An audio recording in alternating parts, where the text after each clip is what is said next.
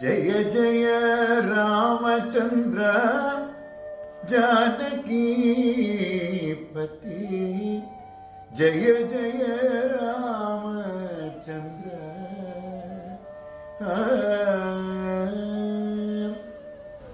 എല്ലാവർക്കും നമസ്കാരം.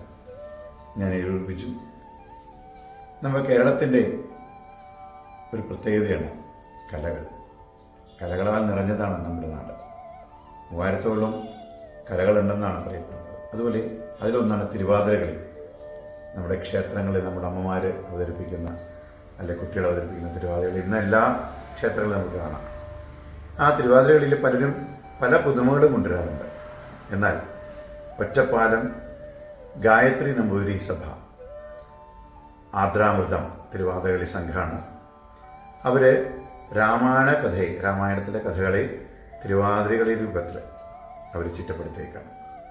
അതിന് ആർദ്രാഭിരാമം രാമഗാഥകളിലൂടെ എന്നാണ് ഈ പരിപാടിയുടെ പ്രത്യേകത. ഇതാണ് പേര്. മാർച്ച് 30 വൈകുന്നേരം ശനിയാഴ്ച വൈകിട്ട് 6 മണിക്കാണ് ഈ പരിപാടി നടക്കുന്നത്. ഇതിന് എല്ലാവിധ ആശംസകളും നേരാണ്. എല്ലാവർക്കും ഭഗവാൻ അനുഗ്രഹം ഉണ്ടാകട്ടെ എന്ന് പ്രാർത്ഥിക്കുന്നു.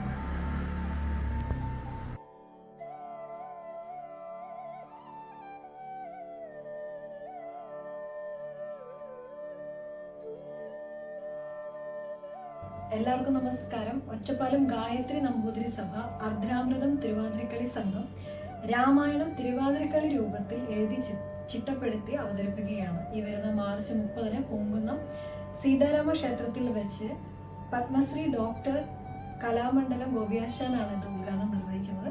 അർദ്രാഭിരാമം രാമഗാഥകളിലൂടെ എന്ന പരിപാടിക്ക് എൻ്റെ എല്ലാവിധ ആശംസകളും നേരുന്നു.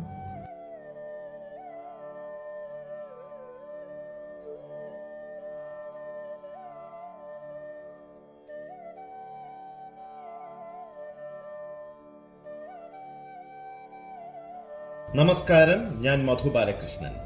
ഒറ്റപ്പാലം ഗായത്രി നമ്പൂതിരി സഭ ആർദ്രാമൃതം തിരുവാതിരക്കളി സംഘം രാമായണ കഥയെ തിരുവാതിരക്കളി രൂപത്തിൽ എഴുതി ചിട്ടപ്പെടുത്തി അവതരിപ്പിക്കുകയാണ്.